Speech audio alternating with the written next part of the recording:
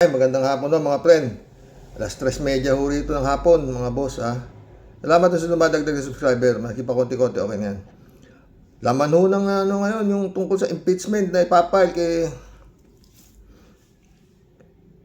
PBBM, no, ng grupo. Oo.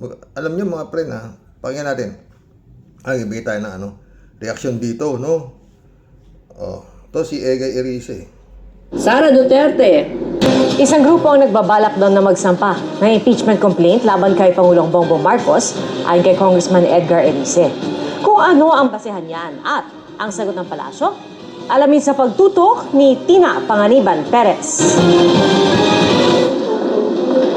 Isiniwalat ni House Senior Deputy Minority Leader at Caloocan 2nd District Representative Edgar Erice na may mga grupong nagkakasa ng impeachment complaint laban kay Pangulong Bongbong Marcos dahil sa betrayal of public trust.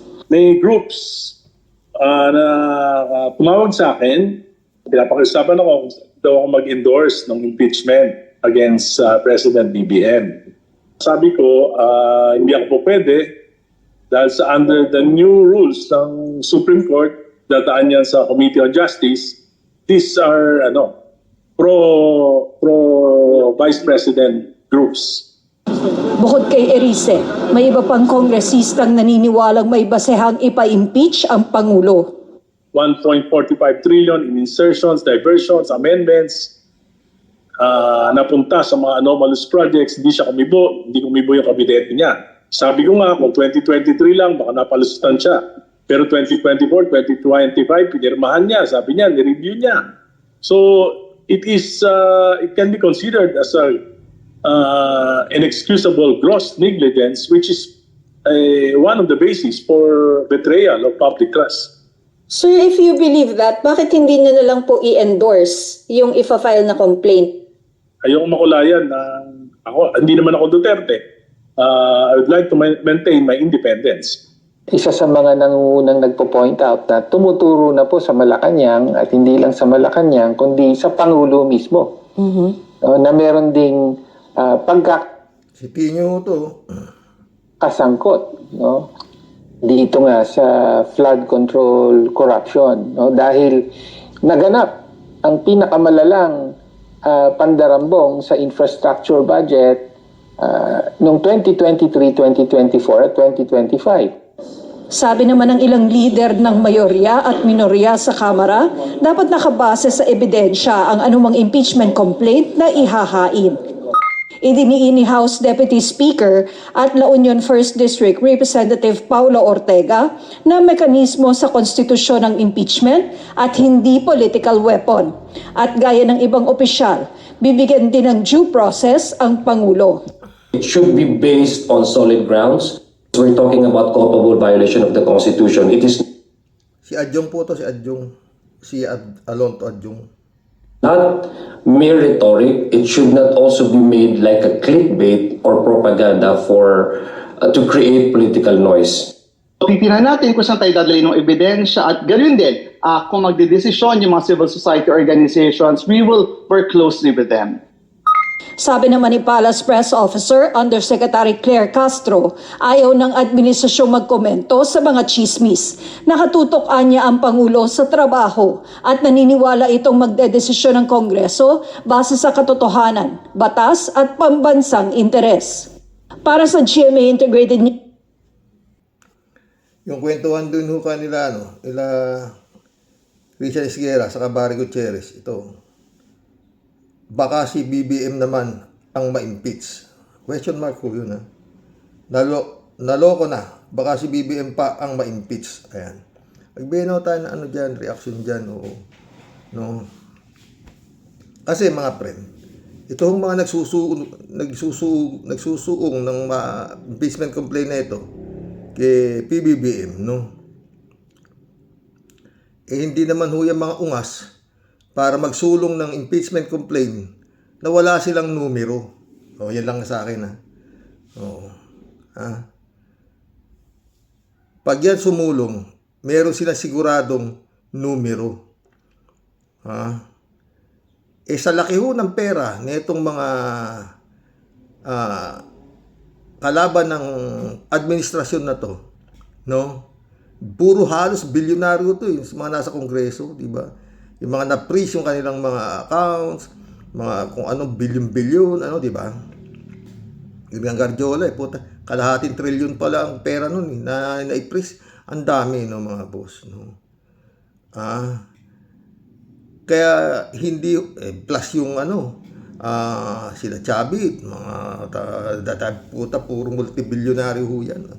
At gaya nga ng sinasabi, yan hong mga kongresista na yan, sabi nga ni Pulong, may bayad ho ang pirma niyan. Oh, may bayad, hindi ho yan basta pipirma. Ganon din naman ang Senado. Hindi naman basta-basta ng mga putres. Di ba? Butuhan nga ho . Di ba? Numbers game ang sinasabi. Tanong. Ito na tayo. Marami na hong nangyaring ganyan, Kagaya ho nung kay Erap, ba? Yung pagkakatalsik kay Erap. Sa Senado ho, ini-impeach si Erap basta yung sa opening of Jose Velarde account, kung o-open yung brown envelope o hindi, nanalo ho yung hindi i-open sa Senado. At yun nga, tuwan-tuwa ho yung mga maka-erap na nanalo sila na hindi ma-open yung brown envelope. Yun lang ho, tulunan doon. Wala akong ganitong kahayo pa, maraming mga nakawan na grabe. Yung panahon ni Erap, hindi, wala . No? Barya nga lang si Erap . No? Nagdesisyon ng Senado not to open the envelope. Lumabas yung mga natalong senador, pumunta na sa kalye, and the rest is patay si Erap, talsik si Erap. Hindi ba? Pag nagdesisyon ng tao, wala akong magagawa yan, maski na yung Supreme Court na yan, wala. Oo. Di ba? Marcos Sr. nga lang di ba? Tigas-tigas ng Marcos Sr. 20 years, di ba? Halos mahigit.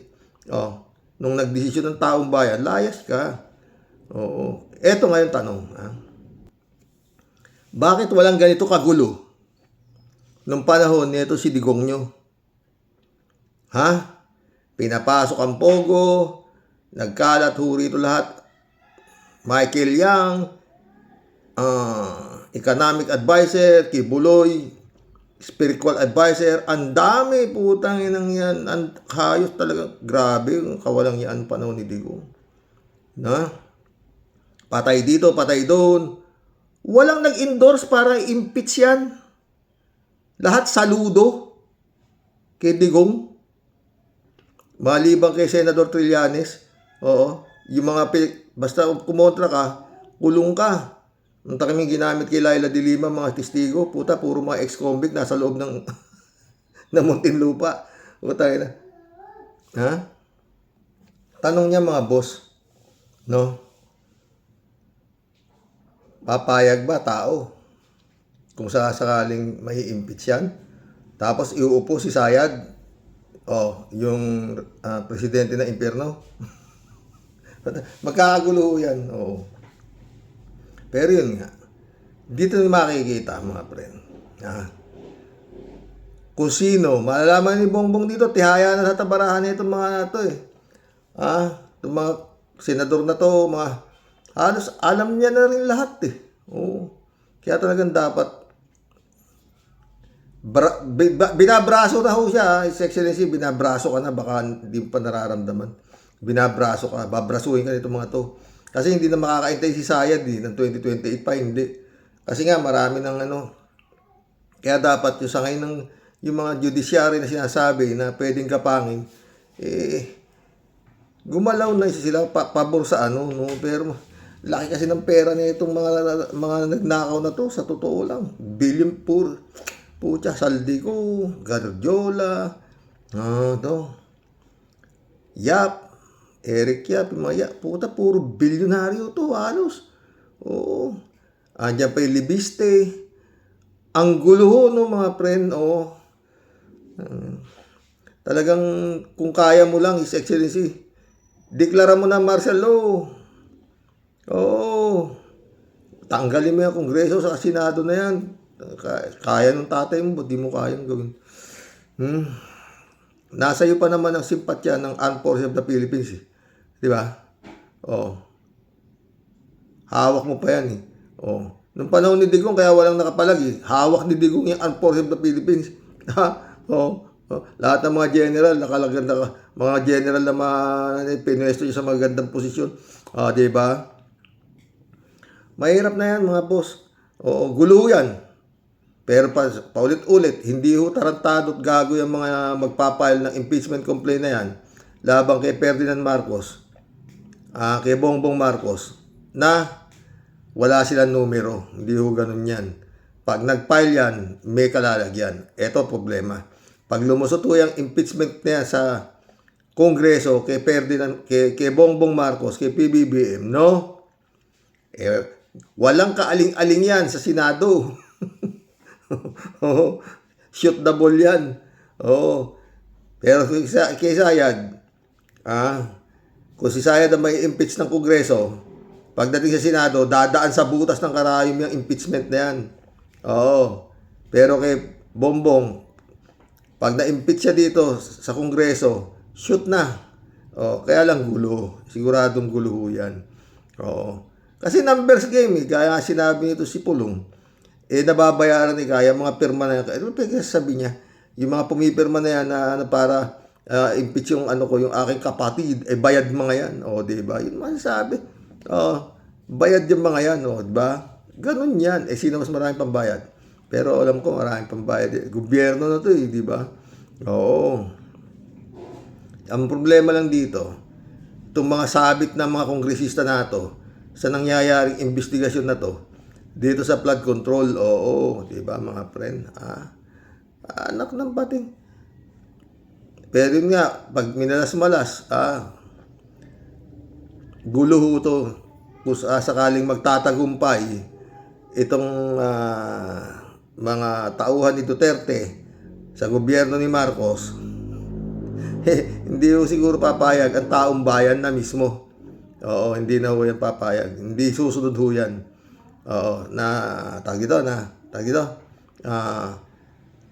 I-impeach si Marcos, tapos si Sara iuupo, guluhong malaki yan.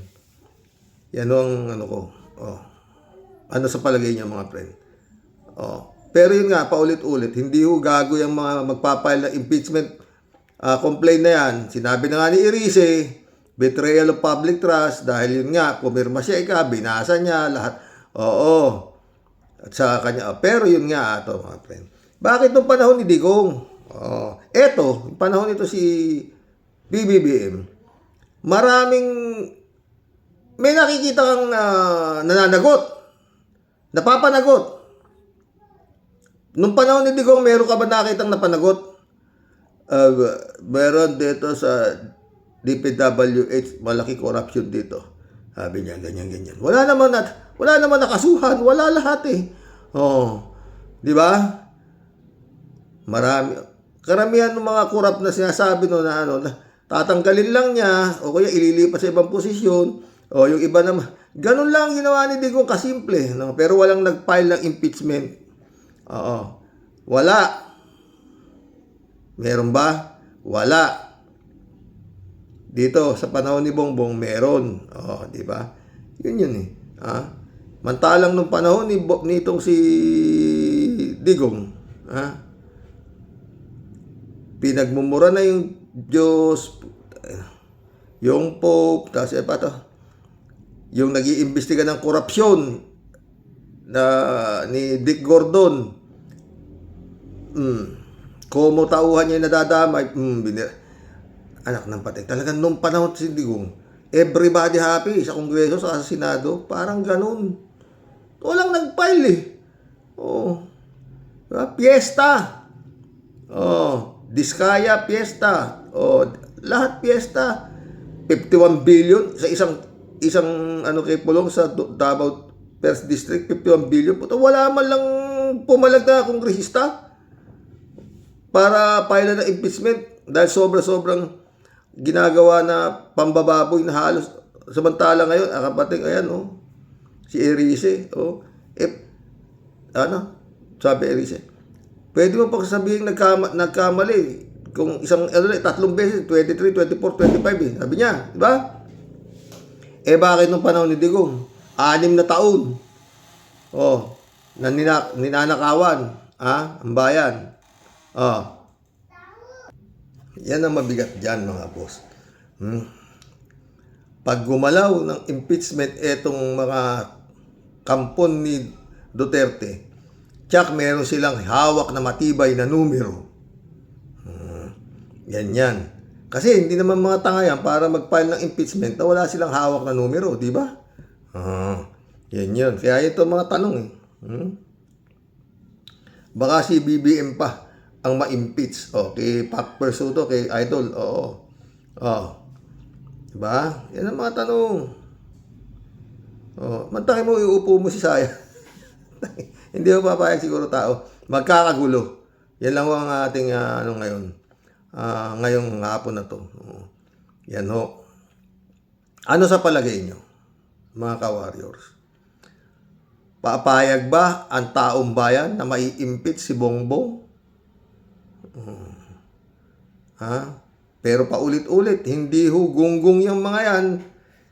Ang dami hong pera niyan para pag pinailan niya ng impeachment si Bongbong, meron silang numero sa Kongreso, tsak yun. Yari na ang komida China, sabi nga. Planchado na yan pag yan nag-file ng impeachment complaint kay Bongbong. Sabi nga ni Erice, may nagpaplano na ng grupo. Yung grupo na yan, naghahanap na, gumagapang na yan, kagaya ng sabi ni Ombudsman, nagkagapangan na ngayon yan, gapangan yan, daming panggapang ng Duterte. Diba? Lahat gagawin ng Duterte.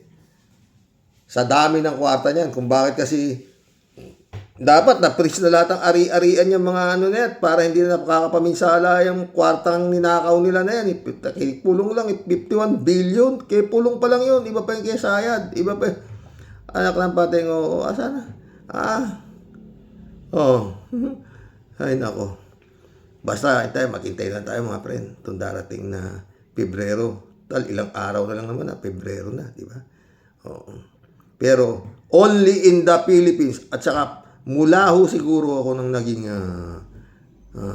nagkaisip dyan sa mga politika na yan. Ngayon lang po ito nangyari na may magpapile ng impeachment sa Vice Presidente at sa Pangulo.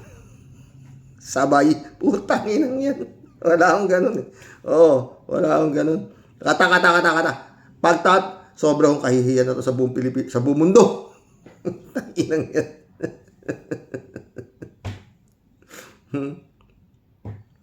Presidente ka, puta. Binababoy ka na, pai-impeach ka pa. Itong puta, spare tire yan di ba, yung Vice President, spare tire yan. Ba't ganyan, kung makakana, anak ng puta na. Si BP Lenny, ang layo mo BP Lenny rito kay Sayad. Dapat si BP Lenny ang doon pwede pa siguro. Kung si BP Lenny ang nasa Vice Presidency, ngayon, ni Bongbong, baka matagal lang nasibak si Bongbong. Puta. Ito sabi nga ni Winnie Monsod, ni Professor Winnie Monsod, nasa kawali tayo, pupunta pa tayo sa pugon, sa apoy. Laki kagagawa, yan, hindi ko papayag. Lalong hindi ko papayag ang Katoliko, ang simbahang Katoliko. So, iupo mo yan, gago talaga. Numbers game, Yung mangyari yan, numbers game, diba? Sa dami ng pera nito, yan ang abang natin talaga, mga friend. Itong Pebrero. Malupit ito, malupit. At sigurado si Erice na nagsasalita may ebidensya naman si Erice. Meron silang di ba? Congressman na yan. Siya pa nga raw pinagpapail. Ayaw daw niya. Dahil ayaw niya, wala raw siyang kulay. Siya raw independent. Pero independent siya. Pero sinasabi niya na ang magiging kasalanan ni Bongbong, kaya siya ipa-impeach. Oh, sabi niya, di ba? Pinasa niya mabuti, pinirmahan niya, parang party siya. Yun. Yun ang magiging butas nun. Yun ang magiging butas nun. Para walang kaaling-aling na, sabi ng mga kongresistang nabayaran para i-impeach siya.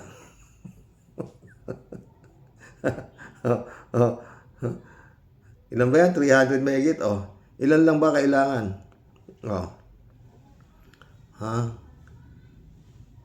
100 plus lang yata kailangan 150 congressman impeach na Parang gano'n, di ba?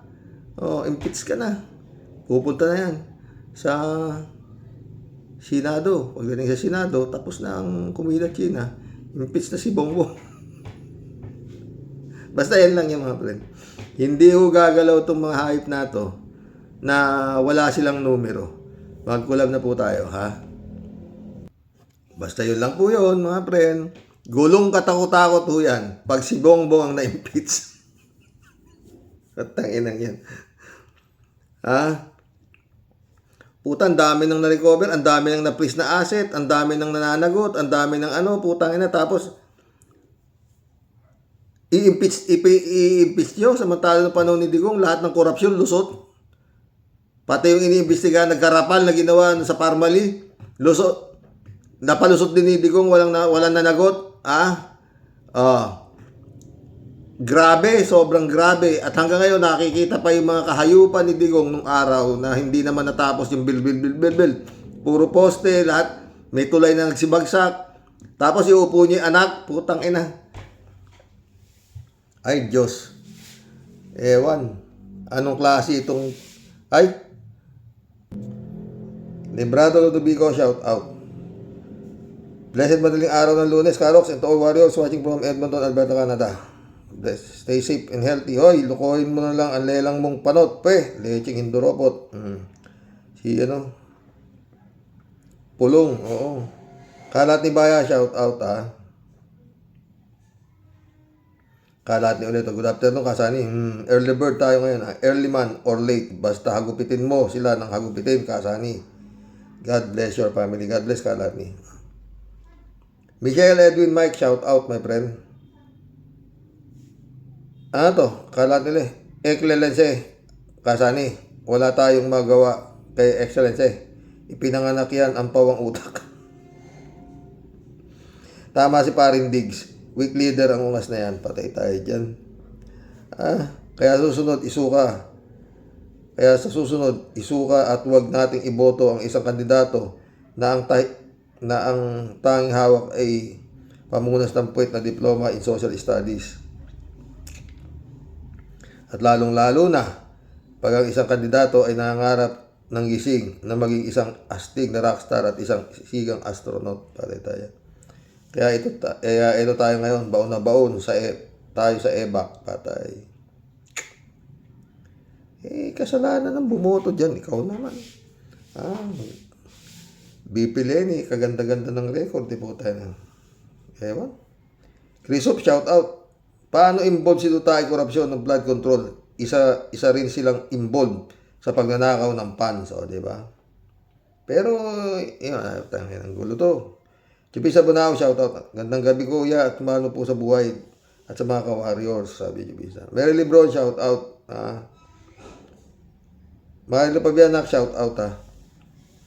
Good evening po tayo sa mga ka-warriors. Dapat nga po, huwag pa ulit-ulit sabihin ni Sara na nangunguna kasi lalo ng lumalaki ulo ni Sara.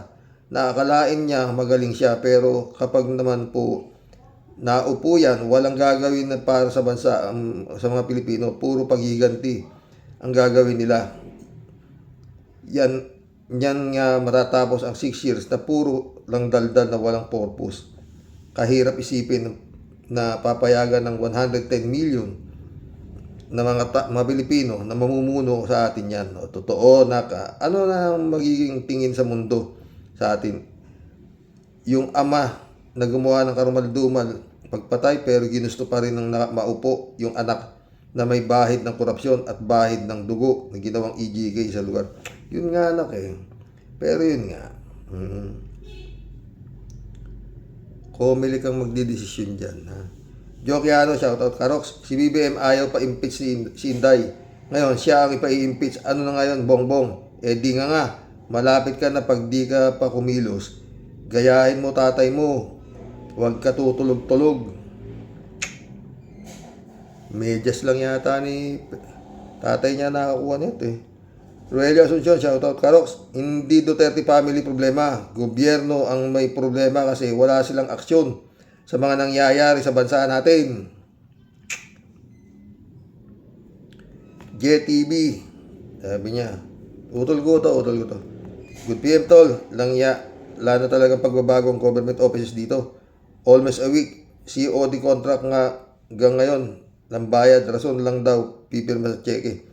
Pero halatang binibitin dahil need padulas. Dapat talaga balasahin lahat ang namumuno sa government offices. David Ali Mendoza, shout out. Good afternoon po, Karox. Maganda po yung suggestion nyo na si Kawaldi Carbonell ang dapat itapat kay Pulong Ulul Duterte. Meron pa pong isang akong irerekomenda. Si Larry Katok Estegadon pala. Kapag nagkainitan sila sa debate nila, ay mag-ubara na lang sila ng magmurahan na lang sila total. Malutong naman silang magmura. Totoo yan, David. Pastor Jun Lagon, my friend, shout out ha. John Dimango. Friend Shervin Sapeda, shout out. July 7 Alcantara, Christiansen. Analisa Polinar, shout out mga friend. Oo. Sabi Tia Delio. Jesus Mariose po, Sir Rox. Ano daw po? Sumpa ng mga nagngangalit ng ipin at bagang po, Sir Rox. Sarap pa pala pong talagang chinilasis ang uso itong mga pesting yawang mga dutain na to, Sir Rox. Ano po di na po talaga kinikilabutan ng mga pinutukan po ng lintik. Sa lahat po na sasabihin nilang salita, Sir Rox, sumasampal po pabalik sa kanilang mga pagmumuka. Makakapal ang mukha niya, tinatablan sa kamalas-malasang Pilipinas po talaga, Sir Rox. Sino yun? Sa lawak po ng laki ng mundo, bakit sa atin po ibinulwak-alawakan ang mga kaibang klaseng hayop na mga ito? Talaga naman pong wala kang itulak kabigi sa pamilyang ito, Sir Rox. Totoo. Puro pantulak ang mga putang ng mga parang di po sila anak ng tao, Sir Rox. Totoo, palibhasa po, anak ni Judas Iscariote yung tatay. Kaya ang mga anak po, talagang mga ugaling Judas din. Nako Sir Rox, ang lahat po ng mga yan walang magiging katapusan. Yung ating pong pambansang muning, patuloy lang pong naglalakbay ang isip at diwa sa kalawakan. Paulit-ulit mo na nga pong sinasabi, Sir Rox. Ano po ang silbi ng kanyang pagiging pinuno kundi niya po masasawata itong mga naghahambalang ng mga trosong tinik sa kanyang lalamunan. Sir Muning, si Muning, kung ikaw po talagang duwag at sobrang takot sa mga dutae, parang awa mo na, ano po. Huwag mo na pong idamay ang mga kababayan po natin. Kung ikaw po gusto mo na rin tumalon sa bangin, huwag ka pong sanang magdamay, ano po. Surrender or no to surrender. Yan lang po, Sir Muning. Doon po naghahamon ng debate. Attorney Luke Espiritu is the perfect match for this. Patay siya. Susuot siya sa butas ng karayom. Sa ilalim ng mesa. Kay Luke Espiritu. Lalamunin po sila ng buong buo ni Attorney Luke. Kasi wala po silang inuurungang debate. They can try. But kakain po sila ng alikabok kay Attorney Luke. Sigurado. Parang si Sentry Xerox. Tunay na matapang at hindi po sundalong kanin. Kaya masasabi ko na lang dito sa ating Simuning, malapit na pong magsara ang kanyang puting tabing. Totoo yan, Tia Delica. Sana lang po, Xerox, may malinaw na po tayong kahit konting silay po ng pag-asa. Malapit na yung pag-asa ni Sara. Palubog po ng palubog at palabo po ng palabo kasi wala po siyang matinding aksyon na ginagawa. Lahat po na nakapaligid puro mga dakilang chiwari-wariwap at puro po mga walang silbi. Pwede, mga leche, ewan ko sa inyo, mga buwisit, kinam.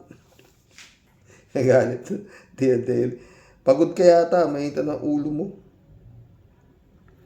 David Ali Mendoza, shout out. Karox, ang mga dutae, mahilig maghamon ng debate, pero kapag kinol mo naman, bahag naman ang buntot. Tingnan niyo po yung ama niyang inutil. Hinamon ng si retired Supreme Court Justice Antonio Carpio ng debate sa West Philippine Sea. Nung tinanggap ang hamon niya, ay biglang kambyo na di daw siya pwedeng makipag-debate dahil presidente daw siya at todo salo naman si Harry Shoque.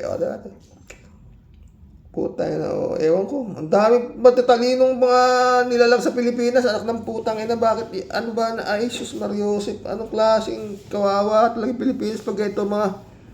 Ay, Diyos ko. Mas matino-tino naman to si Bongbong kaysa naman doon sa siraulong baliw na pati si Satanas taagawan ng trono. Si Digong, ayun, nandun. Putay na, ano ba? Ngayon, ayan, maniwala ka siya, hindi, putay na. Pag pinailan ng impeachment niya si PBBM, malamang yan. Magkatotoo. Baka ma-impeach nga yan. Tignan nyo. Sana mali tayo, ha. Yun din ang kutob ni Idol Christian Esguerre. Oo. Tang ina. Pero hindi ko papayag taong bayan, yun lang yun. Magkakagulo talaga. Magkakagulo talaga. Magkakaroon ho talaga ng EDSA. At saka, pag kanya kagulo, dapat, dapat may matinong militar na pumagitna na. Oo. At pag kukulungin nyo lahat yan, nasa inyo armas po. Calling Secretary Gibo ng Department of National Defense. Huwag mong panoorin to, magulo. Ikaw ang Defense Secretary. Dapat i-defend mo ang kapakanan ng Pilipinas sa mga nag-uumpugang mga baliw. David Ali Mendoza. Karox, wala pong aamin kung sino ang ilalaban kay Sayat kasi po, kapag nagsabi sila o sila ay nagsisimula ng doon na magsisimula ang character assassination sa kanila. At baka sila din mismo ay ma-assassinate na din. Mabigat po kasi ang makakalaban nila sa pagka-presidente. May kakayahan na magpatumba ng kalaban nila. Totoo yan. Shirley J. Sir, shout out ha. Basta mga Duterte, Karox, feeling entitled ang mga yan. Sila ang hindi humihinto ng kakabuli. Ilang taon na nilang binubuli si PBBM, lalo na ang kanilang ama. Hay nako, puro sila rally ng rally kung ano-anong sinasabi ni Presidente. Hindi ako makikimarcos. Pero grabe ang ginagawang pambabastos ng trolls nila. May palalaswang video na pinakakalat. Diyos na mahabagin, bakit ganyan sila? Nung nagpakalat yata ng kabutihan si Lord, kahit katiting yata hindi sila nakasalo. Tanghali na nagising, pero nung wala silang nasalo kay Lord, puro si Satanas ang nagkarat ng nasalo lahat nito, mga to, putang ina mga to. Roland Bugarin, shout out. Bakit ang kapatid mong si Saraulo atas kay Atty. Claire sa debate, di ba? Tangina. Debate yung gagan yan. Shirley J. Sir ulit to. Papa P, magtanim kayo ng gulay at paligid ninyo, talong, okra, sitaw, kamoting baging, or kamatis para hindi puro toyo ang inuulam nyo. Ano to? Para igisa kayo sa toyo, tutubo yan. Diyan sa maganda naman ang panahon lagi dyan. Dito ka sa Europe, 4 na buwan lang ang ganda ng panahon. Natubo ang gulay. Diyan pa kaya matuto kayong magtanim para hindi lahat bili. Ito, Nate. Sige nga, Pulong, kung matalino ka, mga anong naging achievement mo. Kami din, gainit lalo ulo namin sa pamilya nyo. Nananahimik pa kayo sa lagay na yan. Lutang kayong pamilya. Totoo. Baliw.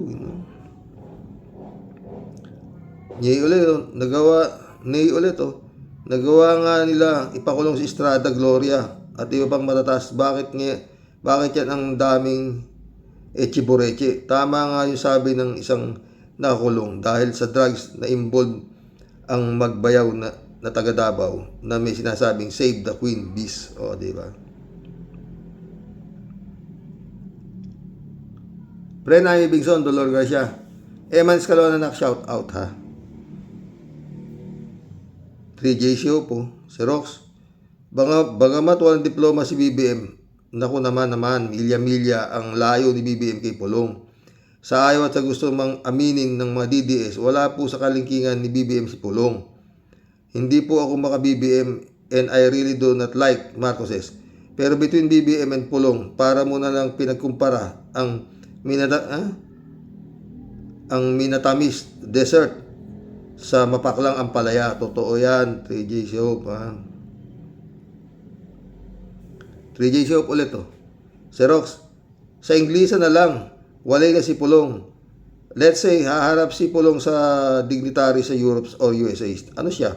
Gagamit ng interpreter? Okay lang, mayami silang pera eh. Interpreter lang pala. Kailan ba nakapagsalita si Pulong maski si Sara ng straight na English? Kahit man lang conversational English, kailan? Ang Pinas, ang second language natin, English. Hindi naman sila Pinas eh, Davao sila eh. Tagin ng mga yan. Di lang sa composure na lang, yung tindig na lang, si BBM hindi tindig command, si BBM his tindig commands respect. Si Pulong violence, si BBM may pinis, si Pulong bastos. Sa pinag-aralan, si BBM sa prestigious school, nag-aral kahit di nakakuha ng diploma. Si Pulong may diploma nga pero pasang awa, baka nga may nakapasa. Tinakot ang profesor, malay natin. Malamang.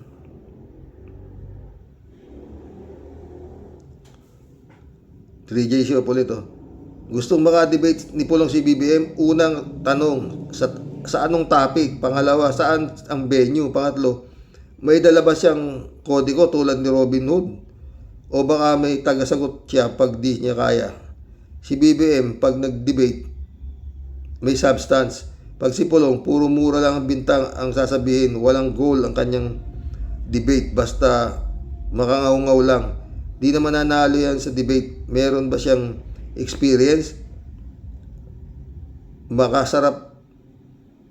harap ang mga matataas na tao sa mundo. Nakaharap na ba niya ang mga presidente ng US, mga dignitaries ng Europe? Paano siya magsasalita sa debate? Ang bibig niya puro kalaswaan. Yun, para sa yung tatay niya, di ba? Ganun lang yun Yun ang pinapalakpakan ng tao, yung mga ganung klaseng nila lang putang ina mga yan. 3J Shop ulit Dito muna tayo sa Kilibiste. Hay, sa sobrang yabang at piling matalino at makabayan, may tinatago palang bulok na closet siya. Ayan, pati si Manny Pangilinan nadamay sa kanyang pagiging stupid. Hay, sabi nga ng DDS, si Libisi daw ay in-expose ang mga kurap, pati pala sarili niyang ini-expose din niya. Tama yan ngayon. Imbestigahan tuloy siya ng Ombudsman Remulla. Imbes na nahimik yung buhay mo, nakakurap ka na ng bilyong piso, nagpagamit ka sa mga DDS, ayan tuloy, bata ka pa lang, kurapot ka na pala.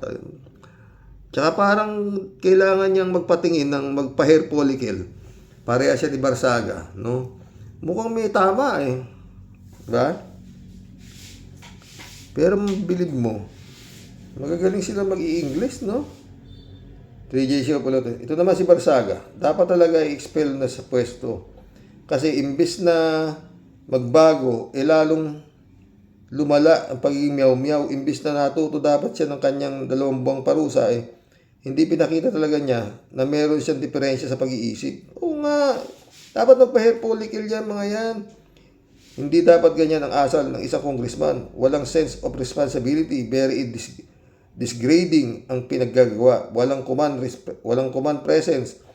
wala kang makitang authoritative demeanor.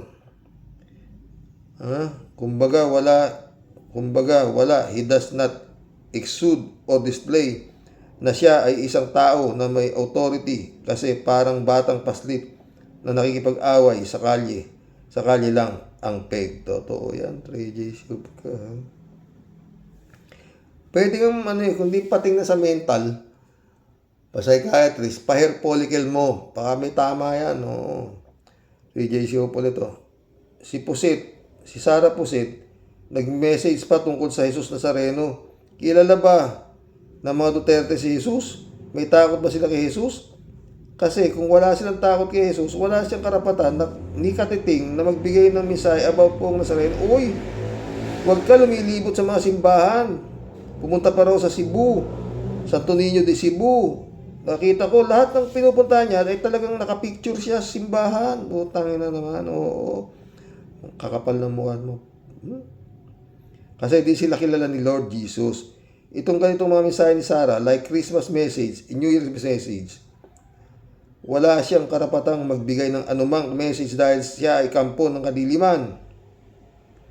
Hindi nagwiwis ng anumang magandang bagay ang isang kampo ng kadiliman. Kaya tama na